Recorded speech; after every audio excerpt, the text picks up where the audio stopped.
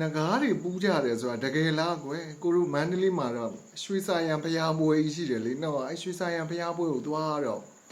ဖျားရဲ့ဟိုဘက်ကမြစ်ကိုကူးလိုက်လို့ရှင်အဲ့မှာဖျားကြီးရှိတယ်အဲ့ဖျားကြီးပေါ်မှာရှမ်းဝစီတွေတီးနေတာပေါ့ကွယ်ထုံချမ်းနဲ့တီးနေနဲ့ကိုနဲ့ပါလာတဲ့အမနော်အကူလင်မယားနဲ့သွားတာ哦အဲ့တော့အမဖျားလေးရှိခိုးရင်းနဲ့အဲ့မှာထုံချမ်းဆိုပြီးအမလေးငကားတွေဝင်ပူးတာသူကလူလိမ်ပြီးပူးနေတော့ကိုတို့ကလည်းလန့်သွားတာပေါ့နော်ဘာလဲအဲ့နဲ့သူကလူလိမ်ပြီးပူးနေတော့အဲ့မှာထမိန်နေကျွတ်ဘော်လီတွေကျွတ်ဆိုတဲ့ခါကျအကိုဖြစ်တဲ့လူကလိုက်ဆွဲဖုံးနေရတာပေါ့ကွယ်နော်အကိုကယောက်ျားလေးဆိုတဲ့ခါကျရှက်တာပေါ့ကြာလာတော့အဲ့ဒါနဲ့မဖြစ်ချင်ဘူးပေါ့နော်အဲ့ဘေးလူတွေလာပြီးတော့အဲ့ဒါရေနဲ့ပတ်ပေးရတယ်တဲ့အဲ့ဒါမြန်ထွက်အောင်လို့ဆိုအဲ့နဲ့လာတဲ့ငါညီရဲ့လိုက်ခဲ့အောင်နဲ့ငါနဲ့ရေသွားရှာရအောင်ဆိုအဲ့နဲ့အဲ့အမပူးနေတဲ့အမကိုတခြားမျိုးသမီးတယောက်ကိုစောင့်ခိုင်းပြီးကိုတို့နှစ်ယောက်ကရေသွားရှာတာ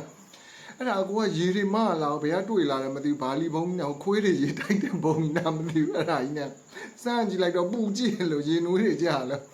အခုလို့ရေတွေပူလိုက်တာတော့လို့အဲ့ဒါကြီးနဲ့သွားပတ်လို့အစင်မပြေတော့ဘူးလို့ရတယ်တဲ့ရောက်နဲ့လာတော့သွားပတ်မယ်ဆို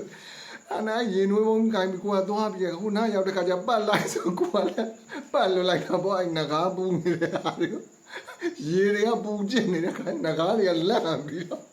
မျက်လုံးတွေဖွင့်ကြည့်အော်ငကားတွေကပူတာတော့တည်သားဟာလို့မျက်လုံးတွေဖွင့်ကြည့်နေတာအဲ့တော့ကိုမငကားတွေကိုအားနာလိုက်တာရေနွေးနဲ့ပတ်တော့မျက်လုံးတွေဖွင့်ကြည့်